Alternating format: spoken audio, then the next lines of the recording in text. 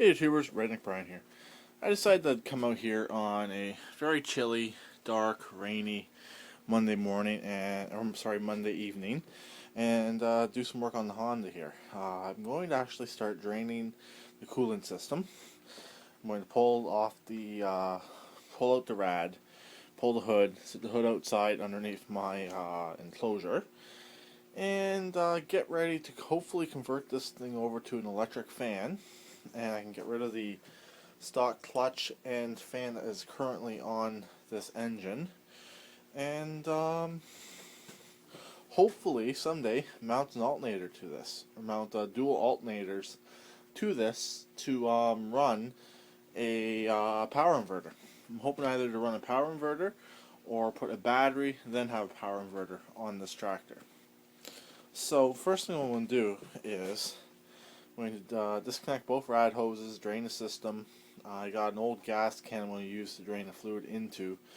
I don't have an antifreeze jug. I was looking around for it. I cannot find it, so I don't think I have one anymore. The system is full of antifreeze. So I'm just going to drain the system. Then what I'm going to do is basically connect this tube here with the other tube over there, and basically create a loop system. So if the engine running, it'll just keep on looping through the head. It'll get hot, yes, but it'll be all right for now. Obviously, won't take this for a long drive or anything like that. So, and just to prove that the battery still has juice, drive out the key.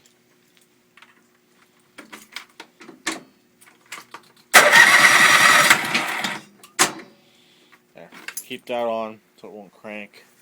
But that's all that's being taken out anyways, hopefully, if my idea will work. I know the electric fan will work, but I'm not 100% sure on pulling the clutch off the engine and finding a pulley to fit that. Or if I can just modify what's there or something like that on that lines. Originally what I wanted to do is just take this hose right here and hook it right into the thermostat housing, but it won't reach, which sucks. I don't know if you can see it. I can see my breath out here. It is getting pretty cold, so hoping to get heat soon. Heater's in there, right there. So I've got to clear out some space for the heater. Most likely in that corner right there again. Gotta do something with that chair. I'd like to hang that hood up. That's right there, and move that box of the parts. Possibly put them upstairs. And get this stupid workbench cleaned up one of these days. It would be really nice to get done. Gotta get some stuff cleaned up in here so I can get work done. But that won't be on a rainy day like today, or like this evening, I should say. I just really want to get the cooling system drained, get the hood off, and get the rad out of this evening, and that's good enough. I just had nothing else to do, so it's miserable weather, and I didn't want to stay in the house. I've been busy all day. Figured I'd come out here for a little while. So, stay tuned, and looking at one bare-ass Honda here. So, as you can see, I got the rad, the hood, and the fan all off. There's the hood, there's the rad, and there's the fan with the crankshaft bolt and key. I may have to reuse this piece right here. I don't really know yet. I don't know 100% yet. Like I said, I'd like to completely remove that clutch. Just get right off there. I think it will come off. Yeah, that's pretty much it. And for the amount of rad fluid I saved in that can right there, I'm just going to buy all new fluid. It's really no point saving it. Yeah, so it's going to end up just putting new fluid in there, and I'm probably going to end up getting rid of all the mower stuff on this as well while I'm at it. Just get rid of it all. And since the hood is off now, I can get good access to the exhaust and to get the exhaust finished. Which I'm thinking about doing is coming off the side and just down, or do a pipe. Do a pipe straight up to like a tractor exhaust. I haven't really fully decided on that yet. Have to wait and see what the flange looks like, and just figure out a few ideas. But that's all off. I'm going to look into seeing how this clutch is actually held on here. I'm not 100% sure on that. Strangest thing is, the motor does not like turning over without the fan on there for some reason. But as soon as I bolt the fan back on, the motor cranks over fine, which is kind of weird. I have no idea why. I don't think this motor should have any issues running without the stuff on the front. I don't think it will. Or as what I can see, it's not really going to have any issues, since it has a solid steel flywheel in back, and it's not like a push motor engine.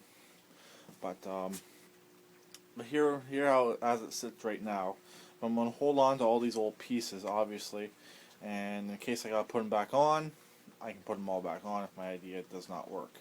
Because all I plan on doing is fabbing up some sort of a bracket that will hold a dual alternator. Basically stick one alternator right by that motor mount right there, and stick another alternator by this motor mount on this side.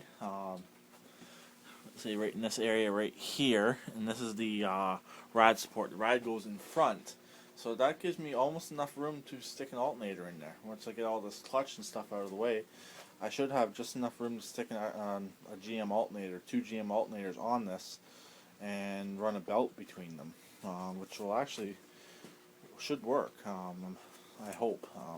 If my idea all works out, it should work pretty good on here. This is all mower stuff down here by my foot, which will all go bye-bye as well. Basically, that's what it uses to change the direction of the mower belt. So, similar to how the Bohlins was. Yeah, because the Bohlins had the input on the side, and the engine was vertical. So. But anyways, all the coolant's drained. I've turned it over a few times. No more coolant left in it. But like I said, I'd like to hook up like a cross loop between these two tubes, just so if it does run, it doesn't damage the water pump. Which I don't know if these water pumps will get damaged if they run dry or not. That's basically a $250 question. So that's roughly how much a water pump is for these.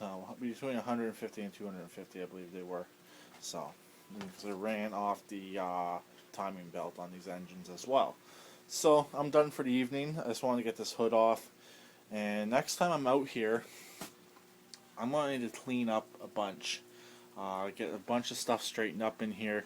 Most likely have to push this outside to clean up. I'm going to toss some stuff before we get a major snowfall. And hopefully, I'm still hoping on my parts or my new tools will come in so I can do the mystery project on this engine. And do what I have to do on that engine out there in that tractor.